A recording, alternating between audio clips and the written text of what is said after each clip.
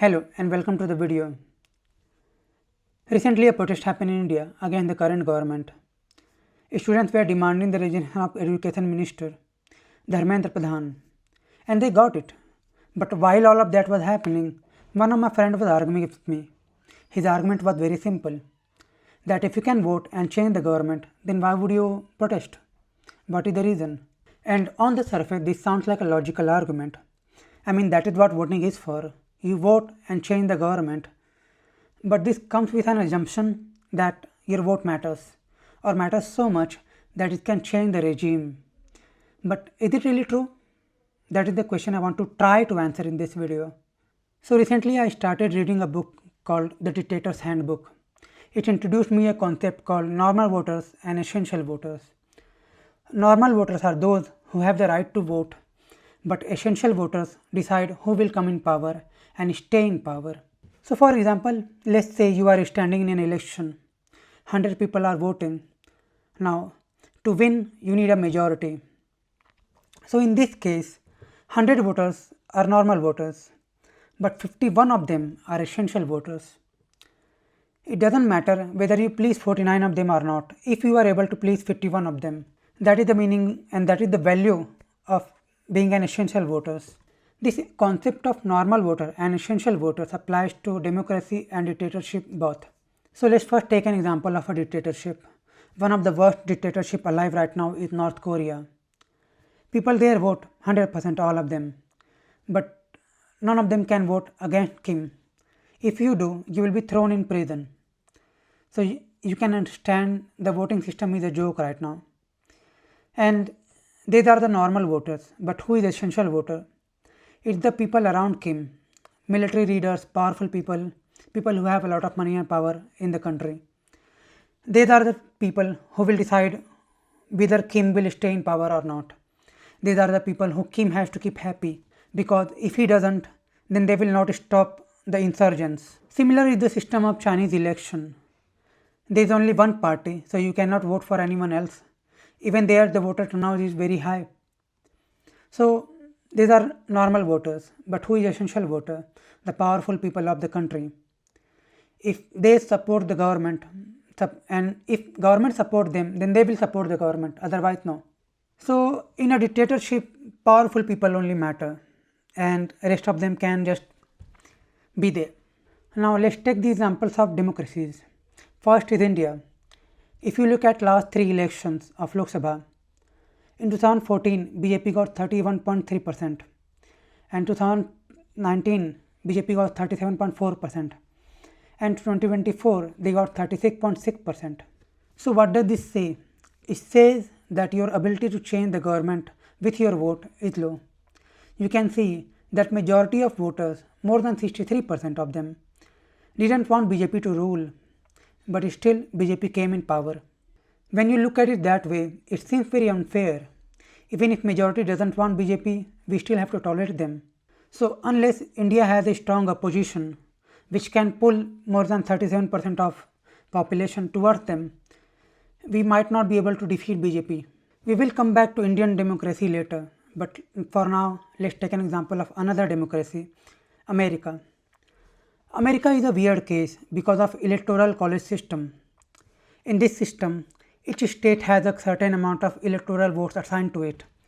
If you get a majority in that state, whether it is 51% or 90%, you will get all the electoral votes of that state. Based on this system, whoever gets the majority of electoral votes from all states combined will win the election. And that is why popular votes don't matter. You can be very popular, but you can still be losing the election. 2016 election is a good example of that. Trump got 46.1% and the other party got the rest. Even then Trump won. Why? Because he got more electoral votes than the other party. This system is very unfair and people have been protesting against it. But for now, that is what they have. A lot of states in America have a tendency to always go with one party. They can be either Democratic or Republican. But some states are called swing states.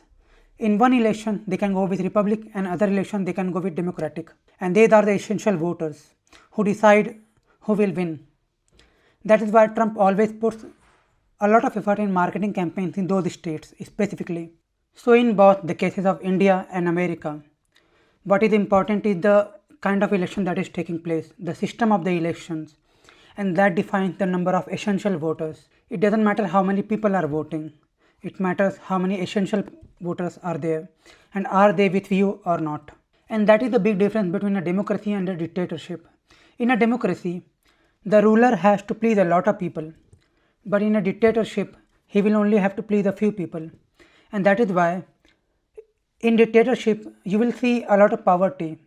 I mean, it is not like it is not there in democracy, but in dictatorship they don't even promise to do anything about the common people. In democracy, they have to promise. I mean, they win the election by promises, so they have to promise. They cannot just do anything and win. And that is why democracy is better than dictatorship, because from the point of view of a common person, he will get benefit like everyone else because the ruler has to stay in place. But in a dictatorship, the ruler doesn't care about common people. So does that mean we should stop voting? Because for majority of people, their vote doesn't change the government. Like in Indian example, in only 36% of people want BJP to rule. Rest 63 doesn't want it, but still people have to tolerate the party. Even in America, more than 50% of the people don't want Trump to rule, but even then they will have to tolerate him. But it is not the end of everything, at least in a democracy. You can still influence the politics of your country a lot by your votes. This is where I come back to Indian politics. As I said, it can feel unfair that even if 63% of people don't want BJP to come, still we tolerate BJP. Now, let's imagine a different scenario. What if 63% of people voted for BJP? That means more than 2/3 of people are voting for BJP. More than 360 seats in parliament. That will make it very easy for them to pass a new rule, new bill, and to make amendments to the constitution. And that is a very bad scenario. They are already trying to do that through media, through buying MPs. Currently there are 318 seats and they are trying to chase 360. In fact, in the last election, they were saying that they want 400 seats in the parliament. They were not able to achieve that, and that's a good thing. But they really want it. And why do they want it? Because that will help them pass the rules that will make it harder for opposition to even compete with them. So what does this mean? It means that it is really important to vote. Why? Because even if you don't like the main party, if you don't vote, then that party is going to win. So with your vote, you can make the opposition stronger. And by doing that, you can make sure that no party gets absolute majority in the parliament. And by doing that, you will prevent them from making rules that will favor them in the next election and in general. So while our votes are not helping changing the regime, it is helping maintain the balance of power in the country. And this is where I come back to the question that I started with. Should we protest or not? Yes, we should, definitely. Even if you think everything is going perfectly, you should still vote and protest. Both. Doing both is very important. Because by protesting, you can let the government know what you want. And by protesting, you can let others know that they are not paying attention to what is important. What if everyone is talking about religion and no one is talking about the road, the media and education and everything? So it's your responsibility that you tell everyone what is happening in the country. When you say protest, people imagine something violent and screaming and getting on road. But that's not the only form of protest. History is proof that non-violent protests have been more effective. What are the forms of non-violent protest? Something as small as spreading awareness, telling people, having a discussion is also non-violent protest. Protesting helps change people's opinion, and through that you can change the result of elections. A lot of people say now that I'm not political. What the fuck does that mean? It's like the meme that I read where I don't give a fuck about politics, because that's a wrong statement. If you don't give a fuck about politics, then politics will fuck you. You have to give a fuck about politics.